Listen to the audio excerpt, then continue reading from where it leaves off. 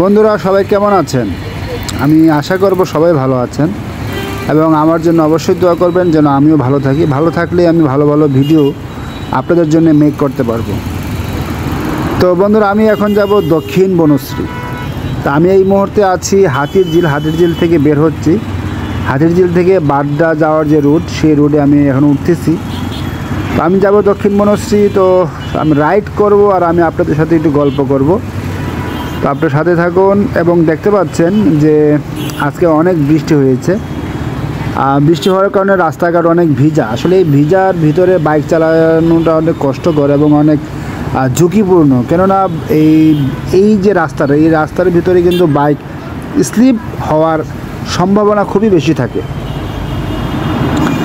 তো যে কারণে আপনাদেরকে বলবো, আপনারা বৃষ্টির ভিতরে কোনো কাজ ছাড়া অবশ্যই বাইক নিয়ে বের হবেন না।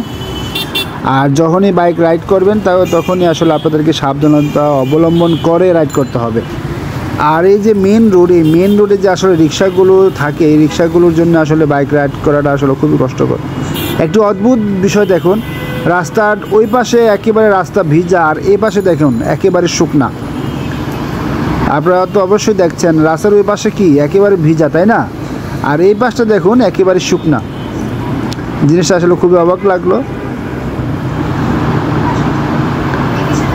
আর আরেকটি কথা বলবো, যারা যারা আমার চ্যানেলে নতুন আছেন অবশ্যই আমার চ্যানেলটিকে সাবস্ক্রাইব করবেন। আমার চ্যানেলটিকে সাবস্ক্রাইব করে সাথে থাকবেন। বর্তমানে আমি আছি এই জায়গাটাকে কী জায়গা বলে, এই জায়গাটা হচ্ছে আফতাবনগর যাওয়ার যে পয়েন্ট, সেই পয়েন্টে হচ্ছে এটি জহুরুল সিটি যেটাকে বলে। বাম পাশ দিয়ে গেলে Aftabnagar plus east West university. East West এই যে বাম পাশে গেলে হচ্ছে আফতাবনগর অথবা ইস্ট ওয়েস্ট ইউনিভার্সিটিতে গেলে যাওয়া যাবে। আর সোজা গেলে তো রামপুরা। তো আমি যাব দক্ষিণ বনশ্রী। যে দেখতে পাচ্ছেন এই জায়গাটা কিন্তু খুবই ডেঞ্জারাস জায়গা। হ্যাঁ, এই জায়গাটা খুবই ডেঞ্জারাস, কেননা বাস সব গাড়ি রাস্তা দিয়ে চলে। আর এই জায়গাটাতে আসলে আসলে এত বিরক্ত লাগে, কেননা বাসগুলো যখন এই যে বনশ্রীর দিকে যায়, বাম পাশে দিয়ে যায় বা বাম দিক দিয়ে মোড় নেয়, টার্ন নেয়, তখন কিন্তু বাসগুলো এখান থেকে প্যাসেঞ্জার তুলে আর এই সারা রাস্তা জ্যামে পড়ে যায়।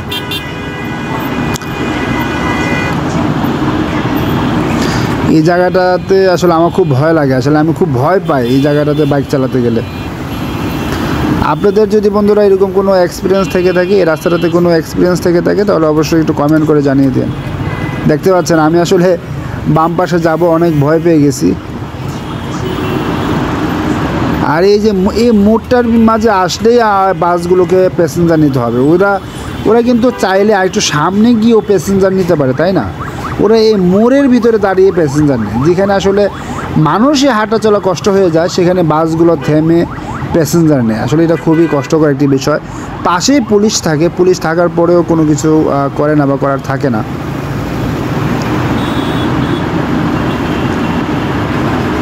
আমি সব সময় এই জায়গাটাতে আসলেই অনেক জোরে একটি টান দিই। কেউ আসছে না?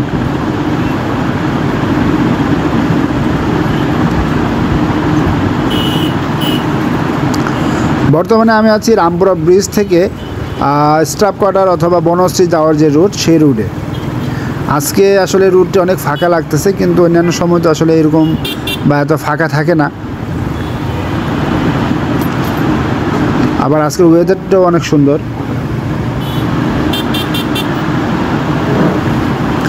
আজকে বৃষ্টি হওয়ার কারণে আসলে তেমন রোদ নেই, আবার আবহাওয়াটাও ঠান্ডা। বাট দিনের বেলায় মনে হয় আবহাওয়াটা অনেক গরম ছিল, বাট এই মুহূর্তে আবহাওয়াটা অনেক ঠান্ডা। আমার কাছে বাইক চালাতে খুবই ভালো লাগতেছে। তো বন্ধুরা, আপনারা যারা আমার চ্যানেলে নতুন আছেন অবশ্যই আমার চ্যানেলটাকে সাবস্ক্রাইব করে আমার সাথে থাকবেন।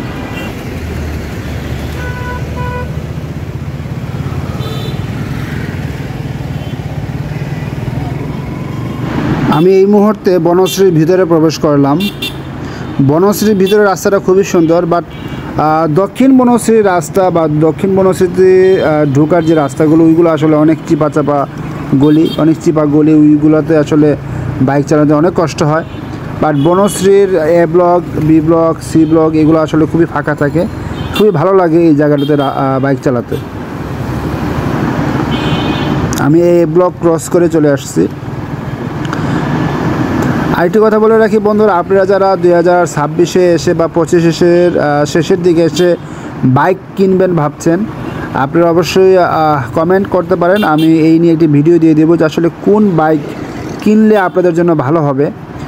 বর্তমানে আমি যে বাইকটি চালাচ্ছি সেটা হচ্ছে সুজুকি জিক্সার মনোটন 2024-এর মডেল। আমি আসলে 24-এর মডেল হলেও আমি এটা 25-এর মডেলই বলবো, কেননা আমি 24-এর শেষের দিকে আমি বাইকটি কিনেছি। তো একেবারেই নতুন। আমার এটি দাম পড়েছিল 1,99,500, নতুন শোরুম থেকে নিয়েছিলাম, তখন দামটা একটু কম ছিল। এখন আবার বর্তমানে এইটার দাম হচ্ছে 2,06,000। আপনারা অনেকেই জানেন যারা নতুন বাইক কিনেছেন। আমি গত সপ্তাহে একটি বাইক কিনেছি, আরেকটি বাইক কিনেছি আমার এক ছোটো ভাইয়ের জন্য, যেটা প্রাইস নিয়েছে 2,06,000। নতুন মার্কেট প্রাইস হচ্ছে আমার যে বাইকটি সেটির প্রাইস হচ্ছে 2,06,000। তো বন্ধুরা, আমি কিন্তু আসলে বাইক নিয়ে এখন পর্যন্ত কোনো রিভিউ আপলোড করি নাই।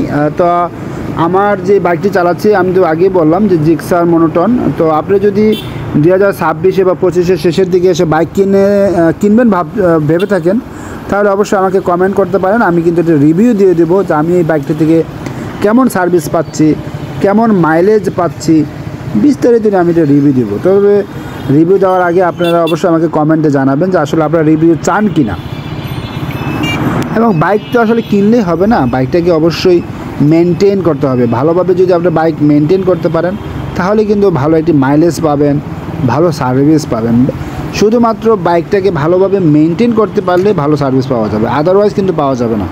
আমরা কিন্তু অনেকেই বাইক কেনার পরে বাইকের কিন্তু একটি ব্রেক পয়েন্ট থাকে, বাইকের কিন্তু একটি রেড জোন থাকে, যে নতুন বাইক কেনার পরে আপনি ঠিক কতদিন পর্যন্ত অথবা কত মাইল চালানো পর্যন্ত বাইকটাকে ঠিক কীভাবে মেনটেন করতে হবে, এই বিস্তারিত নিয়ে একটি গাইডলাইন আছে, যেগুলো আমরা মেনটেন করি না বা আমরা পালন করি না, যে কারণে আমরা বাইক থেকে ভালো মাইলেজ পাই না। আমরা 1 মাস 2 মাস 3 মাস চালানোর পরে আমরা কমপ্লেইন দিই যে ভাইয়া বাইক থেকে তো ভালো মাইলেজ আসতেছে না, বাইক থেকে ভালো সার্ভিস পাচ্ছি না।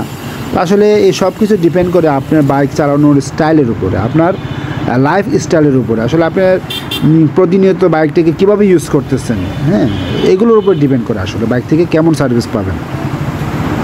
তো আমি আসলে চেষ্টা করেছি বাইকটা কেনার পর থেকে এখন পর্যন্ত সব সময় হাই সার্ভিস মেনটেন বা এখনও করতেছি, আমি চেষ্টা করি। আর আমি সব সময় আমার যে লিমিট, আমার গাড়ির যে স্পিড লিমিট, সেই স্পিড লিমিটে আমি সব সময় নিজের আয়ত্তে, নিজের কন্ট্রোলে রেখে আমি তারপরে বাইকটি রাইড করে থাকি। আপনারা দেখতে পাচ্ছেন আমার গিয়ার 2-এর উপর আমি খুব কম চালাই।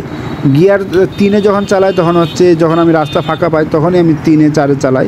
আদারওয়াইজ এই গলিগুলোর ভিতরে কিন্তু যতই রাস্তা ফাঁকা থাকুক না কেন, আমি গিয়ার 2 এবং সর্বোচ্চ 3 এর ভিতরে আমি গাড়ি চালিয়ে থাকি।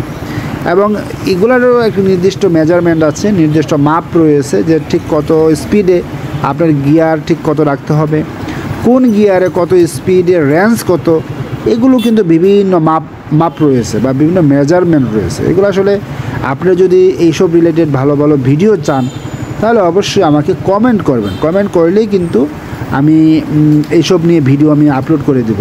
যদিও আমি এখন পর্যন্ত এইসব নিয়ে কখনো ভিডিও আপলোড দিই নাই, তবে আপনারা যদি এইসব ভিডিও চান তাহলেই আমি আপলোড দেব।